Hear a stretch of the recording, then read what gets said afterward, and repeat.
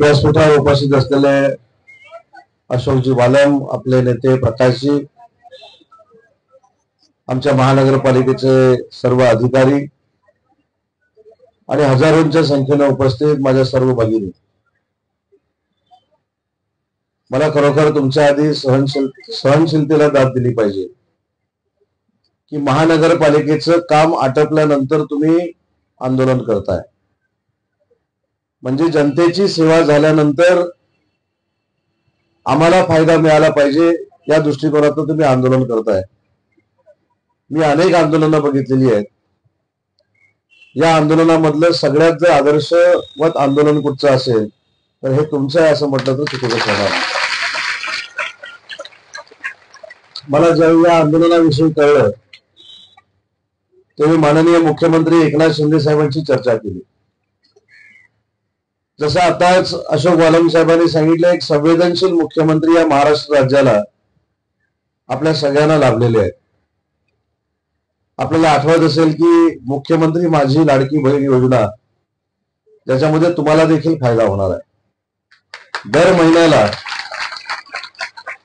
तुम्ही जे घराचं आर्थिक नियोजन करता, मुलांच्या शिक्षणाचं असेल, मुलांच्या कपड्याचं असेल, कुटुंबातल्या प्रत्येकाच्या जेवणाचं असेल, स्वतःच्या प्रकृतीकडे दुर्लक्ष झालं तरी चालेल, परंतु आलेले पैसे हे घराच्या आर्थिक नियोजनासाठी लागले पाहिजेत, अशा पद्धतीची तुमची सगळ्यांची भूमिका असते। आणि म्हणून तुमच्या या आर्थिक नियोजनामध्ये सरकारचा देखील वाटा असावा, म्हणून देशातला पहिला ऐतिहासिक निर्णय माननीय एकनाथ शिंदे साहेबांनी, देवेंद्रजींनी आणि अजितदादांनी घेतला। आणि या रक्षाबंधनापासून महाराष्ट्र राज्यातल्या सुमारे 2 कोटी महिला भगिनींच्या खात्यावर दर महिन्याला आता 1500 रुपये जमा होणार आहे। आणि काही लोकांनी आमच्याबद्दल गैरसमज पसरवण्याचा देखील प्रयत्न केला की पैसेच मिळणार नाहीत, हेच मिळणार नाहीत। तरी देखील सांगतो की ऑगस्ट महिन्यामध्ये जरी नोंदणी झाली असली तरी जुलैचे आणि ऑगस्टचे 2 महिन्याचे पैसे तुमच्या खात्यावर जमा होणार आहेत। या योजना मी तुम्हाला का सांगतोय, ज्याच्यासाठी तुम्ही बसलाय त्याचं काय करायचं ते देखील मी सांगणार आहे, त्याची चिंता अजिबात करू नका। पण ह्या योजना देखील मी का सांगतोय तर या योजनांचा फायदा देखील आपण सगळ्यांनी मिळून करून घेतला पाहिजे। आणि मला सन्माननीय उपायुक्तांना देखील एक सूचना करायची आहे की अशा ज्या शासनाच्या योजना आहेत या आमच्या सर्वसामान्य भगिनींपर्यंत पोहोचण्यासाठी महानगरपालिकेने देखील पुढाकार घेतला पाहिजे आणि तो देखील आपण घ्यावा, ही देखील सूचना मी आपल्याला करतो।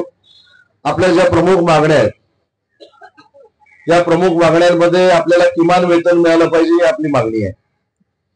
या संदर्भातल्या काही गोष्टी या न्यायप्रविष्ट आहेत, परंतु राज्याच्या मुख्यमंत्र्यांनी मला सांगितलं की 19 तारखेला रक्षाबंधन आहे आणि म्हणून रक्षाबंधनच्या अगोदर न्यायालयामध्ये जरी काही गोष्टी चालू असल्या तरी देखील आपण माझ्या महिला भगिनींना समाधानी केलं पाहिजे, असं सांगूनच राज्याच्या मुख्यमंत्र्यांनी मला इथं पाठवलं।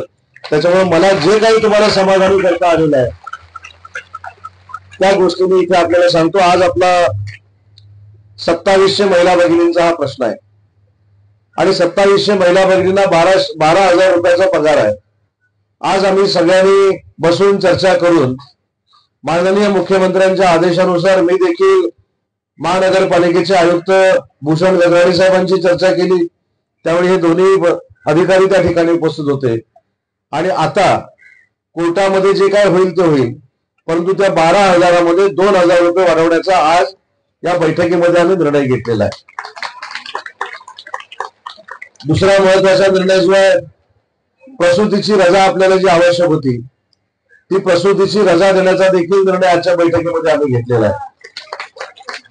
तिसरा जो मुद्दा आहे की आशा सेविकांचे पैसे वाढवण्याचा, ते प्रकाशजींनी आम्हाला सांगितलं की शासनाचा GR आलेला आहे, आज तो देखील निर्णय आम्ही घेतलाय की जो शासनाचा GR आलेला आहे पगारवाढीचा, त्या पद्धतीने महानगरपालिकेने तुम्हाला पैसे दिले पाहिजेत, हा देखील निर्णय आजच्या बैठकीमध्ये घेण्यात आलेला आहे। आणि शेवटचा निर्णय जो आहे तो आपल्याला अपेक्षित आहे तो म्हणजे गटविम्याचा। काम करत असताना तुम्हाला जर काही दुर्दैवानं काही आपत्ती आली तर त्यासाठी महानगरपालिकेची जी योजना आहे आणि महाराष्ट्र शासनाची जी योजना आहे, या महाराष्ट्र शासनाच्या योजनेमध्ये आपल्या सगळ्यांना बसवण्याचा निर्णय हा महाराष्ट्र शासनाने घेतलेला आहे, महानगरपालिकेने घेतलेला आहे। त्याच्यामुळे महाराष्ट्रातल्या प्रत्येक माणसाला या 5 लाखाच्या विमाचा फायदा होणार आहे, तो विमा देखील तुमच्यासाठी देण्याचा निर्णय आम्ही घेतलेला आहे. त्याच्यामुळे मला असं वाटतं की काही गोष्टी कदाचित आपल्या मनाविरुद्ध झाल्या असतील, पण पहिलं एक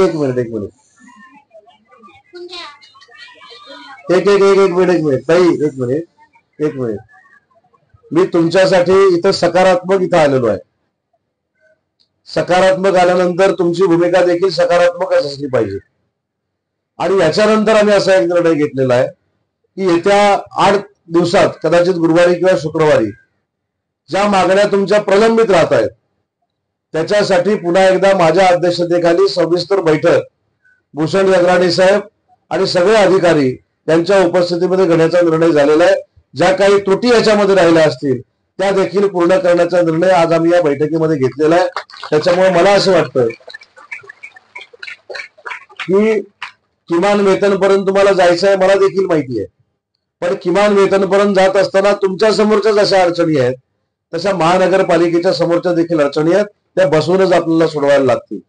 आज मी ज्या भावनेने इथं आलोय की आज इथं आल्यानंतर काहीतरी तुम्हाला द्यावं. बघा, अनेक लोक आश्वासनं देऊन गेलेली आहेत, अनेक आंदोलनं ही आश्वासनावर देखील उठवली जातात, पण मी आश्वासन घेऊन आलो नाही, तर काहीतरी तुम्हाला दिलंय आणि तुम्हाला विनंती करतोय की तुम्ही काही दिवसासाठी हे आंदोलन स्थगित करावं.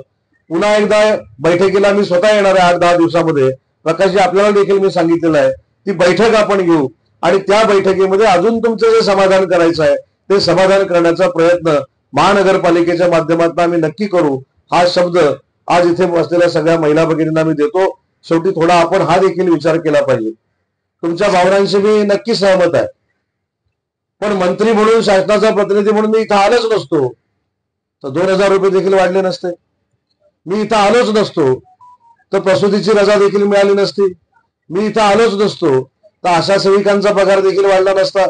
आणि सगळ्यात महत्वाची गोष्ट सांगतो की प्रसूतीच्या रजेच्या संदर्भामध्ये देखील मॅडम इथे आहेत, आम्ही असा निर्णय घेतलाय की हा ऑगस्ट नंतरच्या महिलांना लागू होणार नाही.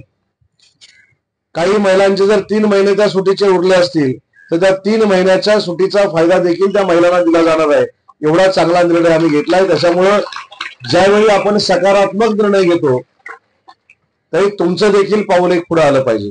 मला माहिती आहे की किमान वेतन आणि आता मिळणारे 14,000 रुपये त्याच्यामध्ये 3,000 रुपयाचा फरक आहे, हे देखील मला माहिती आहे. पण तुम्ही जर चर्चा करायला वावच देणार नसाल तर शेवटी निर्णय तुम्ही घ्यायचा. आज शासन म्हणून ज्या गोष्टी मी करू शकतो एकनाथ शिंदे साहेबांच्या नेतृत्वाखाली ते सांगण्याचा मी प्रामाणिकपणाचा प्रयत्न करतोय. आणि कुठेही चर्चा करत असताना मी बंद खोलीमध्ये केलेली नाही. तुमचे युनियनचे सगळे अधिकारी, पदाधिकारी, वालम साहेब देखील होते, काही महिला भगिनी देखील होत्या. त्यांच्या समूह ज्यांना फोन लावायचे होते त्यांना मी सकारात्मक फोन लावलेले आहेत. आणि म्हणून मला विनंती करायची आहे की 45 दिवस स्वतःला त्रास करून हे आंदोलन करण्यापेक्षा चर्चा करण्याची भूमिका आपण सगळ्यांनी मिळून घेतली पाहिजे.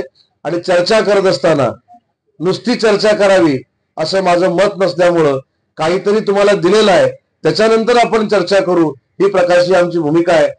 मी मगाचपासून सांगितलं की दुसरे सगळी मंडळी कोण आले, मला नेते मालम साहेब खरंच माहित नाही कोण येऊन गेले, कोण आले, परंतु आज जे मी आलोय ते तुम्हाला न्याय देण्यासाठी आलेलो आहे. आणि त्याच्यातनं आपल्या प्रकृतीला दुर्लक्षित करून या ठिकाणी 45 दिवस आंदोलन करणं हे माझ्या मनाला पटलं नाही, मुख्यमंत्री महोदयांच्या मनाला पटलं नाही. म्हणून मुख्यमंत्री महोदयांनी तातडीनं मला इथं पाठवलेलं आहे. तर सरकारनं मला पाठवलं याचा अर्थ सरकार इथं आलेलं आहे, शासन इथं आलेलं आहे. याचा गांभीर्यानं आपण विचार करावा. मंत्री येणं म्हणजे मी एकटा उदय सामंत नाही आलो. पहिला मी आपला गैरसमज दूर करतो. आज माझं नाव कदाचित उदय सामंत आहे, पण माझ्या मागे कॅबिनेट मंत्रीपद लागलेलं आहे. आणि कॅबिनेट मंत्री ज्यावेळी अशा आंदोलनाला येतो त्यावेळी शासन म्हणून येतो, सरकार म्हणून येतो. त्याच्यामुळे सरकारनं पाऊल पुढे टाकून सरकार तुमच्या सोबत आलेलं आहे आणि सरकार तुम्हाला न्याय मिळवून देईल हा शब्द मी आपल्याला देतो. आणि म्हणून सगळ्यांना विनंती करतो की प्रत्येकाची प्रकृती पहिल्यांदा महत्वाची आहे. आज तुमचं मनापासून कौतुक आहे की सकाळपासून काम करून तुम्ही या आंदोलनामध्ये सामील होता. आणि म्हणून जास्त काळ हे आंदोलन चालू नये ही प्रामाणिकपणाची माझी भूमिका होती. आणि म्हणून ज्या दिवशी ज्या वेळेला प्रकाशजी मला कळलं त्याच्या दुसऱ्या मिनिटाला इथे यायला मी तयार होतो. त्याच्यामुळे जे सकारात्मक आहेत, जे सकारात्मकरित्या तुम्हाला मदत करण्यासाठी आलेले आहेत, त्यांचा देखील आपण सकारात्मक विचार करावा एवढीच कळकळीची विनंती करतो.